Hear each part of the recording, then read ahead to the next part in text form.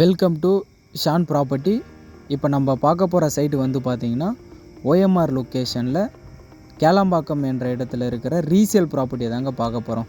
இந்த ப்ராப்பர்ட்டி கரெக்டாக எங்கே இருக்குன்னா நம்ம தையூர் லொக்கேஷனில் தாங்க ப்ராப்பர்ட்டி வந்து அமைஞ்சிருக்கு. அதேமாரி நல்ல ரெசிடென்ஷியல் ஏரியாவில் தாங்க ப்ராப்பர்ட்டி அமைஞ்சிருக்கு. இப்போ பிளாட்டோட டீட்டெயிலாக பார்த்துலாம் வாங்க.